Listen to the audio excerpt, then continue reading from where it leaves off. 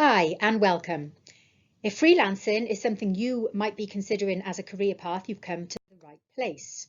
What we're going to be discussing in this session, in this first video, what it means to be a freelancer, some of the legal obligations, a little bit of pros and cons on employment versus self-employment, and an activity. In video 2, we'll be looking at some myths and fears around freelancing, working with clients, tips, possible next steps, and personal budget. So what is self-employment? The generic definition would say that self-employment is when you are working for different companies at different times rather than permanent employment. One of the first examples of a freelancing job was of a medieval mercenary warrior. It's a very long and old way of working, freelancing. So HM Revenue and Customs classes you as self-employed if you're selling goods or services. In other words, trading and trading regularly. Please note though that HMRC do not consider all freelancers as being self-employed, so please do check before registering. When we say trading regularly, that means that you're trading and invoicing and receiving transactions. So unless you're selling a few unwanted items occasionally, is not really considered freelancing. That's things like on eBay, if you're selling some old clothes or bits and bobs, that's not really a job. You don't need to register and pay tax on that. There are various employment types. Obviously, there's being employed, often with a contract. Then when it comes to freelancing, we have casual freelancing. That's when you are employed casually and your employer will pay tax and national insurance. And there is freelance, which is classed as a sole trader, and that's where you pay your own tax and national insurance. There are some legal obligations, obviously registering when you are trading regularly with HMRC, keeping your financial records for 6 years, completing an annual self-assessment, and paying your tax and national insurance. Information about this can be found on the HMRC website, including what your personal allowance is. And by that, we mean how much you can earn each year without paying any tax. It's important to note, even if you don't earn over what your personal budget is, you will still be required to fill out your self-assessment. Don't mess with the tax man.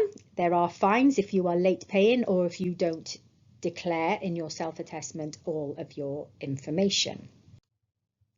So why explore freelancing as a career path? Well, we'll be looking at self-employment versus employment here. When we're self-employed, we are our own boss. We can run the business hours we want it. We can be flexible with our working hours. We reap the rewards of our hard work.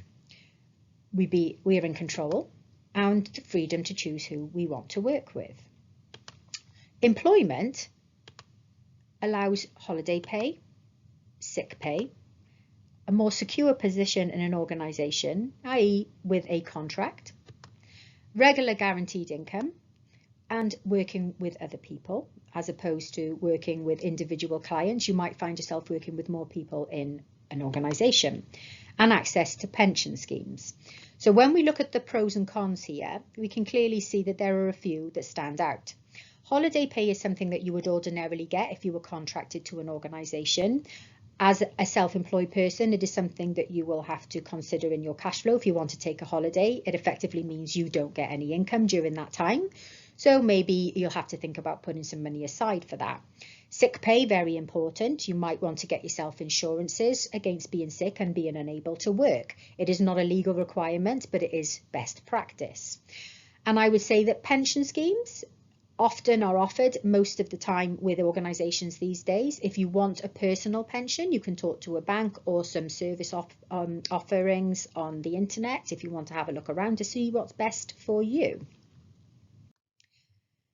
We're going to do an activity to leave this video with, and what I would like for you to do, if freelancing is something you're considering, you don't at the moment particularly have an idea, there are a few examples here.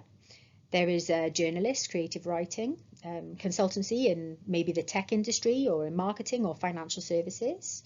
There's freelancing research, or from my background particularly, you could be a freelance musician. So maybe sit down, spend a bit of time, look at what your skill sets are and what you're passionate about, and see if you can identify some possible avenues. See if you can come up with one that you're absolutely sure about, or maybe a few opportunities that you might be able to consider based on what your skill set is and obviously what you're passionate about.